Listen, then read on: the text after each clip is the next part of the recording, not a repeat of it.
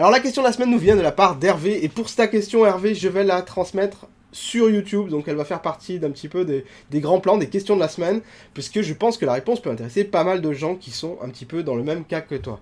Alors, tu me dis, hello Jean-Yves, actuellement dans mon métier de formateur consultant, je dois réaliser de petites vidéos pour des parcours en e-learning de 3 à 5 minutes maxi. Quels sont tes conseils pour réaliser rapidement des vidéos de qualité correcte, préparation, matériel et outils pour être rapide et efficace? 1 à 3 vidéos par semaine de 3 minutes environ. J'utilise mon téléphone et un micro-cravate. Merci pour tes conseils très avisés et très utiles dans mon quotidien. Et merci également aux abonnés qui rendent ce moment du mardi très riche. Alors, Hervé, dans ta question, il y a une question de matériel. Quel matériel j'utilise pour faire des vidéos de qualité correcte? Tout simplement mon téléphone. Mon téléphone est ce que j'utilise pour faire des vidéos, pour faire les vidéos YouTube, mais pour faire également tout ce qui est un petit peu images, photos, etc. Donc bref, ça suffit largement. Quant au micro que j'utilise, il s'agit d'un micro-cravate. Et tout ce qui est le plus classique, tu vois la bouillie de fil, un petit peu c'est ça que j'utilise. Mais là, cette semaine, j'aimerais te parler d'un outil qui, à mon avis, va être très intéressant pour toi en tant que formateur consultant, si tu veux créer des formations rapides et efficaces. Sans te prendre la tête à chercher une plateforme pendant des heures, sans te prendre la tête à chercher à te former sur un nouveau logiciel qui prendra vraiment longtemps. Je vais te présenter le nouvel outil, donc c'est eSpring. Donc eSpring m'a contacté pour que je fasse un petit peu la review de leur outil. eSpring, c'est une solution pour formation en ligne, c'est-à-dire que tu vas pouvoir créer tes formations en ligne de façon très rapide, très intuitive également, et tu vas pouvoir la proposer aux gens. Toi, en tant que formateur consultant, si tu es toujours amené à bouger, tu es amené à mettre à jour tes formations et à enrichir le contenu très souvent. Au passage, je remercie eSpring pour avoir sponsorisé cette vidéo. Je vais vous montrer un petit peu comment on l'utilise en même temps que je le montre à Hervé. Voilà, alors déjà, Hervé, quand tu fais une formation en ligne, la première chose que tu dois faire, c'est structurer un petit peu ton contenu. Tu vas faire des modules. Et ces modules, il faut qu'ils soient très courts. Il faut qu'ils soient facilement applicables et il ne faut pas qu'ils ne fassent peur aux participants une fois qu'ils vont y tomber dessus.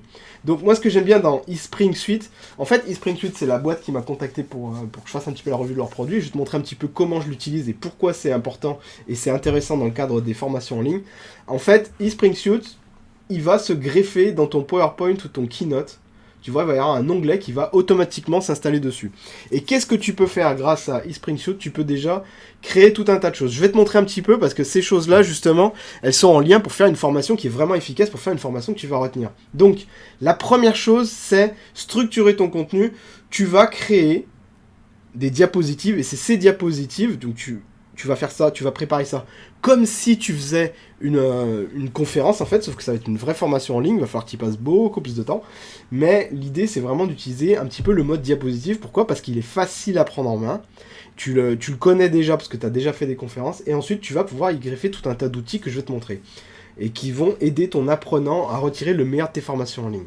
Donc déjà, le sommaire, ça va être un petit peu le module. Quand tu cliques dessus, tu vas pouvoir directement naviguer dans la formation sans avoir à remonter les diapos les unes après les autres. Donc ça, c'est quand même bien. C'est un petit détail, mais c'est quand même hyper important. Dans le cadre de comment bien mémoriser des cours en ligne, tu vois que c'est un peu le titre de ma formation express, comme je l'ai appelé, il y a 5 modules. Il y a celui de la mémoire, les bases sur la mémoire. Et toi, c'est pareil, tu vas devoir faire un module sur les bases. Qu'est-ce qu'il faut savoir absolument? Quelles sont les bases de ce que tu essaies d'enseigner? C'est avant d'entrer dans la technique. Ensuite, tu as 2, 3, 4, c'est plutôt les modules qui vont être sur le contenu, c'est-à-dire tout ce qui est technique, et il va être réparti en 3 catégories, 3 ou 4 catégories, ça dépend le nombre de modules que tu as. Ensuite, ce qui est important de voir, c'est tes diapositives de contenu. Donc là, pareil, je me suis pas foulé, j'ai carrément utilisé leur modèle de diapositive. Tu vois qu'il y en a plein, hein, tu peux en utiliser vraiment beaucoup d'autres. Tu fais une diapositive d'introduction. Moi, j'ai choisi comme cours de base en fait la mémoire, et j'ai introduit en disant que la mémoire sature beaucoup plus vite que vous ne le pensez, et que chaque seconde passée derrière votre écran diminue votre capacité de concentration et de mémorisation. Donc c'est important, moi j'aime bien prendre une grande image comme ça, et commencer directement par un point qui est très important tout de suite. Voilà, alors ça c'est très intéressant aussi puisque c'est l'option dialogue. Et l'option dialogue, ça va te permettre de mettre un petit peu d'interactivité dans ta formation. Maintenant, tu peux plus te contenter à juste faire des vidéos et donner des instructions. Ça ne marche pas comme ça. Essaye de créer un petit peu d'interactivité avec tes apprenants. Et l'option dialogue d'eSpring est absolument géniale pour ça. Je vais te montrer un petit peu à quoi ça ressemble. L'idée, c'est que tu vas proposer un scénario à tes apprenants. Et selon ce qu'ils vont répondre, tu vas adapter le scénario. Je vais te montrer un petit peu ce que ça donne dans eSpring.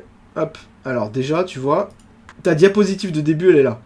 Super, je vais chercher à me former. Et selon ce que tu réponds, donc déjà, tu vois tes options de réponse, tu vas lier ça à une autre diapositive qui va continuer un petit peu l'histoire. Pendant ce temps-là, la tête de Kevin, Kevin c'est le nom du personnage que j'ai choisi, hein.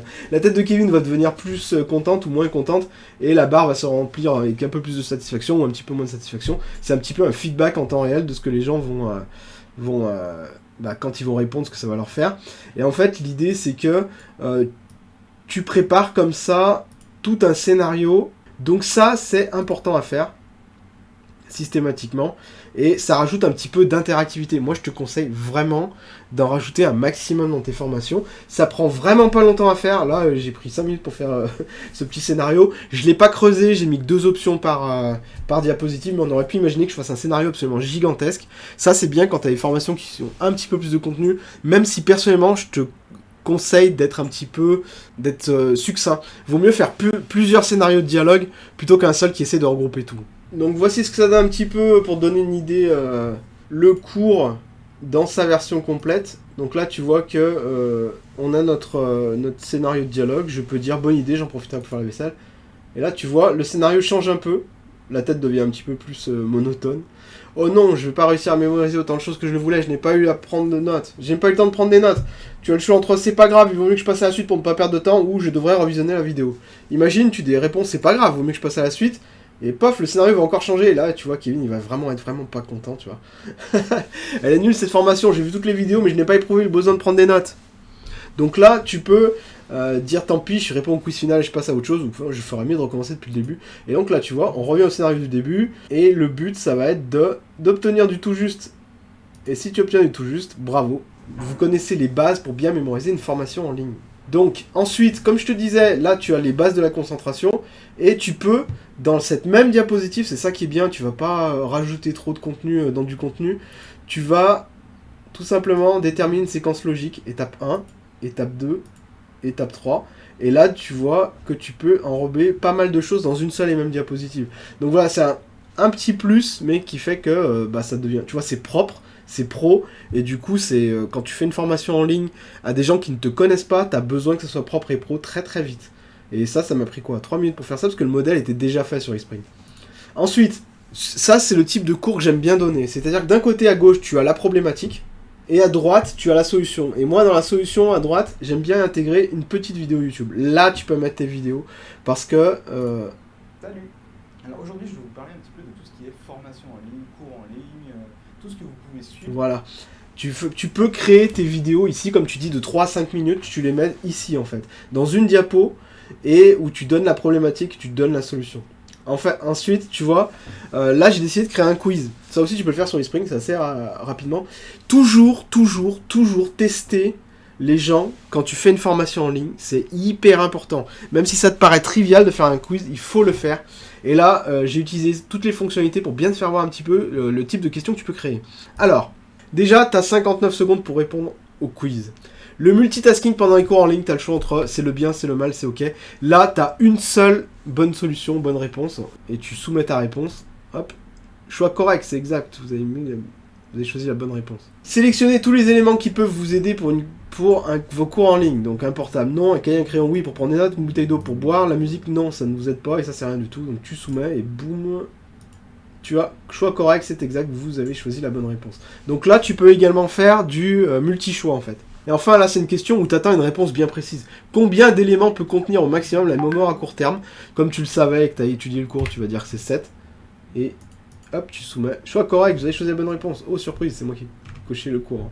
Et enfin, la dernière question, tu disposes ces étapes dans le bon ordre pour mémoriser un cours en ligne. Ça, c'est très utile si tu veux que tes apprenants toujours pareil, t'as pas besoin de toujours tourner des vidéos, hein. Tu peux faire des quiz, tu peux faire des interactions, des scénarios, ça prend 3 à 5 minutes, c'est autant de contenu, tu peux dire que tu commences d'abord par survoler le cours, ensuite tu lis et visionnes le contenu, ensuite tu prends note, ensuite tu trouves des exemples, ensuite tu fais des répétitions espacées. Ça peut être pas mal du tout comme ordre, et bam, choix correct, vous avez choisi la bonne réponse, donc voilà, 100% de bonne réponse. Et le seuil de réussite était à 80%, bravo, bien joué. Donc moi ce que je te conseille, c'est d'utiliser absolument toutes les fonctionnalités. Je vais te montrer un truc, par exemple tu ajoutes une autre diapo, tu peux enregistrer ton écran, alors ça c'est intéressant, si ta formation en ligne, t'as des directives qui sont un petit peu plus compliquées, tu peux t'enregistrer en train de leur donner des directives, bah voilà, dans cette diapo, j'attends de vous que vous fassiez ça, ça et ça. Ça, c'est à l'étape de peaufinage. C'est-à-dire qu'une fois que ta formation elle est prête, donc, comme tu l'as vu, tu fais des vidéos de 3 à 5 minutes, mais moi je te recommande vraiment de créer d'autres options, comme les quiz, les simulations de dialogue, etc. C'est d'autres façons d'apprendre qui ne te nécessitent pas forcément de prendre ton téléphone et de te filmer, mais c'est bien quelque chose qui permet de présenter l'information autrement, et ça c'est très important quand tu as des formations en ligne. Donc pour mémoriser, c'est bien que les apprenants ils aient plein de choses différentes, c'est bien que toi tu leur proposes plein de types de contenus différents et que tu les testes. Une fois que ta formation en ligne elle est faite, tu peux la publier directement sur internet.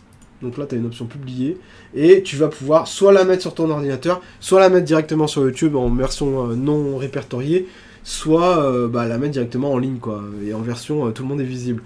Moi je te recommande de la mettre dans un premier temps sur ton ordinateur pour que tu puisses un petit peu peaufiner les choses et ensuite la formation c'est du long terme, c'est-à-dire que tu vas petit à petit l'enrichir ta formation et l'améliorer. Mais au début, pars du plus simple, c'est-à-dire 4 modules maxi, 5 modules maximum, 2 points clés 3 ou 4 points clés par module, et sur chaque point clé, tu fais une façon de présenter le contenu. Tu peux avoir une vidéo, un dialogue, une simulation, de l'interactivité, ou un quiz. Il faut toujours que tu testes à la fin le niveau de tes apprenants pour voir s'ils ont bien validé. Et moi je te conseille non pas de tester en fin de module, mais après chaque point clé, carrément, littéralement, comme ça tu auras une meilleure vision de ce que les gens ils valident ou pas en fait. Et du contenu très court, du contenu que les gens en fait quand ils arrivent sur ta formation, que ce soit pro, que ce soit propre, un peu comme ce que je t'ai fait voir, et qu'ils se disent voilà, ça va pas me prendre 5 plombes quoi.